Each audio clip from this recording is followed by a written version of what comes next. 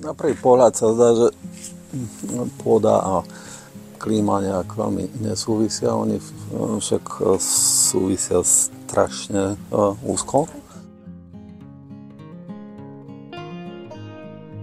Tá blízka súvislosť medzi pôdou a klímou je vlastne v tom, že hlavnými alebo tými najbežnejšími skleníkovými plynmi sú oxidy uhlíka a metán.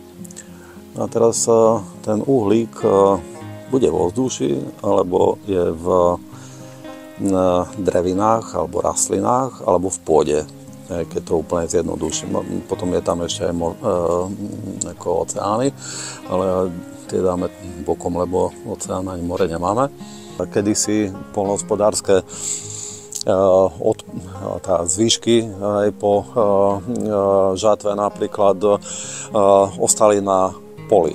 Organický materiál sa dostal späť do pôdy. Toto sa už dávno nedieje. Naozaj, keď človek na jeseň ríluje, tak je ideálne zarílovať napríklad zvyšky listov, jak my tu sme zbierali pór, alebo zeler, alebo fenikel, stopkaty, alebo hoci čo iné. Tak keď to vyťahnem zo zeme, tie listy hodím na zem a potom to zarílujem, pretože to nie je nejaká agresívna burina, to sú listy, ktoré v tej pôde sa potom vlastne premenia na živiny a zároveň aj ten uhlík tam ostáva. Ak chceme hovoriť o zdravej klíme, musíme sa predovšetkým venovať zdraviu pôdy. A pôdy samozrejme obrovsky vyživuje a doplňa kompost. V takejto jednej hrsti máme viac mikroorganizmov, ako je všetkých ľudí na celej planéte. To znamená, že ak pôde dodáme kompost, dodávame jej ako uhlík, tak aj množstvo miliardy týchto mikroorganizmov, ktoré pomáhajú fixovať uhlík ako v pôde, tak v rastlinách. A to znamená, že to nechávajú, ako to nadizajnovala príroda a nepúšťame to do ovzdušia. Tam je veľmi dôležité, aby dochádzalo k tomu prevzdušneniu toho materiálu, aby ste to aspoň raz za čas troška poprehadzovali, lebo keď sa to tam všetko tak natlačí na jednu hromadu, tak vlastne už sa zastaví ten proces toho prirodzeného kompostovania a začne tam proces hnitia a začne sa uvoľňovať metán.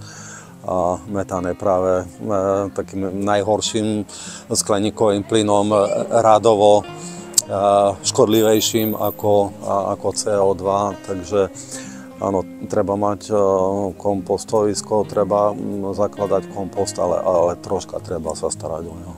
Keď by som mal shrnúť, že čo to je vlastne nejaké klimatické alebo klíme priateľské záhradkárčenie, tak by som povedal, že samozrejme nespalujete konáre, čo je už aj zakázané, ale aj tak niektorí ľudia to robia.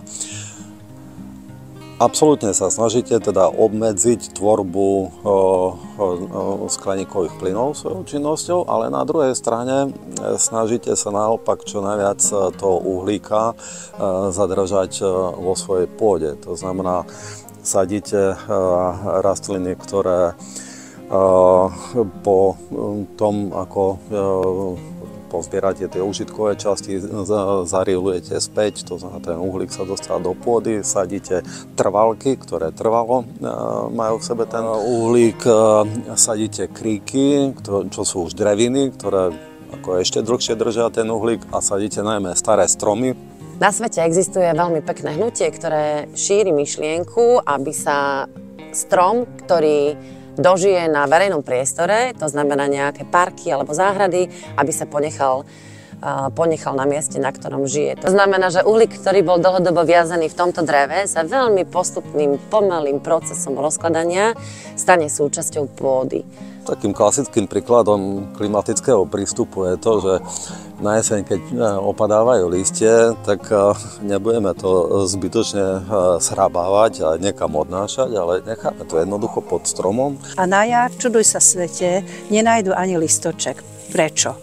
Lebo oni sa rozložia a v zime v podstate tam fungujú jednak mikroorganizmy, jednak sa pod tými listami schováva hmyz, ktorý tam nachádza v zime úkryt. To znamená, že my im vytvárame biotop, v ktorom sa vedia potom jednak ukrývať, jednak rozmnožovať a na jar, keď už je slnko a vhodné počasie, tak hmyz vylezie a to vidíme, tie mušky lietať a bystružky chodiť a podobne. Takže naozaj, ak zhrabúvame listie, tak ničíme biotop pre živočíchy a v podstate si ničíme biotop pre našich priateľov, pretože hmyz je náš priateľ v záhrade.